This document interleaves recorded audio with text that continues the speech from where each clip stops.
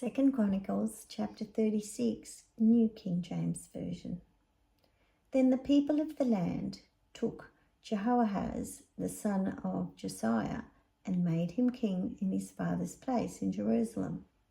Jehoahaz was 23 years old when he became king, and he reigned 3 months in Jerusalem. Now the king of Egypt deposed him at Jerusalem, and he imposed on the land a tribute of 100 talents of silver and a talent of gold. Then the king of Egypt made Jehoahaz's brother Elikam king over Judah and Jerusalem, and changed his name to Jehoiakim. And Necho took Jehoahaz his brother and carried him off to Egypt. Jehoiakim was 25 years old when he became king, and he reigned 11 years in Jerusalem. And he did evil in the sight of the Lord his God. Nebuchadnezzar, king of Babylon, came up against him and bound him in bronze fetters to carry him off to Babylon. Nebuchadnezzar also carried off some of the articles from the house of the Lord to Babylon and put them in his temple at Babylon. Now the rest of the acts of Jehoiakim, the abominations which he did, and what he was found against him, indeed, they are written in the book of the kings of Israel and Judah. Then Jehoiachin his son reigned in his place. Jehoiachin was 8 years old when he became king, and he reigned in Jerusalem 3 months and 10 days. And he did evil in the sight of the Lord. At the turn of the year, King Nebuchadnezzar summoned him and took him to Babylon with the costly articles from the house of the Lord, and made Zedekiah, Jehoiakim's brother, king over Judah and Jerusalem. Zedekiah was 21 years old when he became king, and he reigned 11 years in Jerusalem. He did evil in the sight of the Lord his God, and did not humble himself before Jeremiah the prophet, who spoke from the mouth of the Lord. And he also rebelled against King Nebuchadnezzar, who had made him swear an oath by God. But he stiffened his neck and hardened his heart against turning to the Lord God of Israel.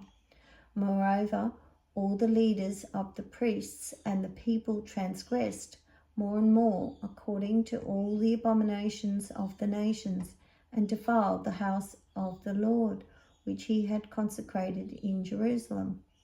And the Lord God of their fathers sent warnings to them by his messengers, rising up early and sending them, because he had compassion on his people and on his dwelling place.